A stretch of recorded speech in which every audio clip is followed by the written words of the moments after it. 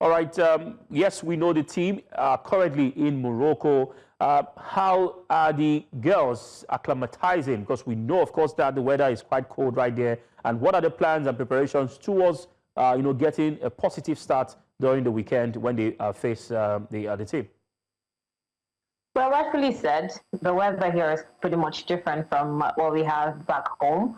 And coming here, before we came here, we've been in Abuja, and the camp has been pretty much, lively and fun. The coaches have been putting in quite a lot of work to get the girls ready. But here we are. The weather is quite different, and they have a couple of friendlies to play. The girls will probably get acclimatized to the weather because it's not something that they're used to. Some of them are pretty new to this team, so it's going to take a while for them. And this is why the Federation have thought it wise to get them a couple of warm-up matches to get them ready for the main event, which will kick off on the 17th, but our first match is going to be on the 19th. The girls are pretty much lively. They are determined. You look at them and you talk to them every single time. All you hear is that they want to be able to lift the trophy, make Nigeria proud, which is what we all want. So is pretty much the atmosphere in camp is just so lively, and that's exactly what we want. The coaches are putting in, crossing their T's and dotting their I's to ensure that the girls and of course the team will do well and come back with the trophy. So everything is on ground. The training, the coaches, everybody is working extra hard to ensure that we go out there, do better than what we did in 2022 in India, where we came out with a bronze medal, and even better what they did at the last edition out there in Dominican Republic, where they were eliminated by the USA in the quarterfinal stage. So we want to surpass that. We want to be able to do we want to bring history. We want to make history at this level. So that's what we are all looking for right about now. So we are all looking forward to success for our young girls over there in Morocco. But tonight's friendly against New Zealand kicks off the final round of tune-up games. What specific areas do you think the technical crew will be looking to fine-tune in these games? Well, there are, I think, a couple of other things that the coaches are looking to fine-tune. They are looking to fine-tune their free kicks, corner kicks, everything. There's quite a lot of work for the coaches to do. And in our training yesterday, the coaches ensured that they brushed off the free kicks and the corners. Basically, everything needs to be fine-tuned before the tournament eventually kicks up, and that's why these friendlies have been put together to ensure that we get things right before the tournament starts, because we're facing Canada, we're facing former champions France and Samoa, who are debutants but want to do great things. In fact, they have started doing great things when it comes to their football. So there's quite a lot. The coaches will look at this, use this match to assess how far the girls have come and what their philosophy will be in this very competition. So the coaches are looking at a lot with this very friendlies lined up. All right, Dorcas, you've talked about what we should expect in terms of these games, but let's talk about the team. Are there any injury concerns, fitness issues ahead of the friendly against New Zealand tonight?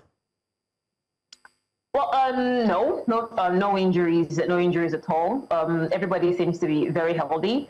Before this interview, of course, the doctors have assessed and they've looked at the players. Everything seems to be fine. We didn't get, we prayed for that actually, so that we wouldn't take injuries into the competition. And so far, no injuries. So the girls are fine, everybody's fit, and the coaches will decide who they want to start and how they want to put the team ahead of the competition.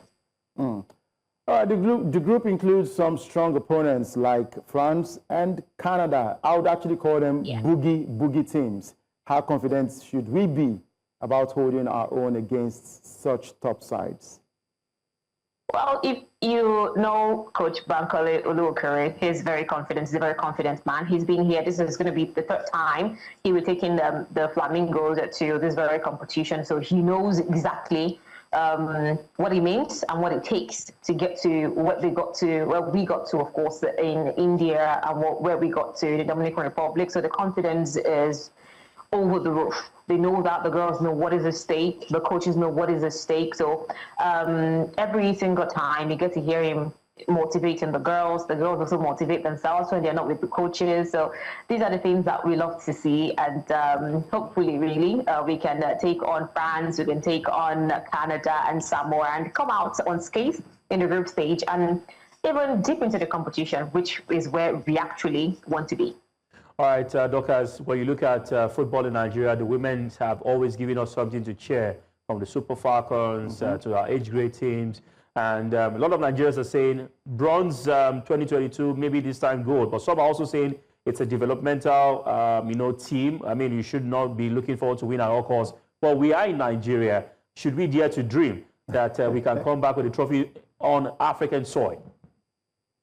It is important that we dream as fans of, football, be it international football and club football. It is important for fans to dream, and that's sometimes for a team to greatness, and that is what the Flamingos are looking to do. Yes, fans should expect quite a lot from this team. Yes, the team is pretty much a new side, a couple of new faces here and there, but the coaching crew are pretty much the same. So it's left for them to bring in the psychology, the philosophy that they want to impart into these girls and take them straight into the final. So yeah, it's important that we dream. We didn't expect them to get to the semi-final, eventually losing to Colombia in that semi-final where they finished with a third bronze medal. Where they finished with a bronze medal. So.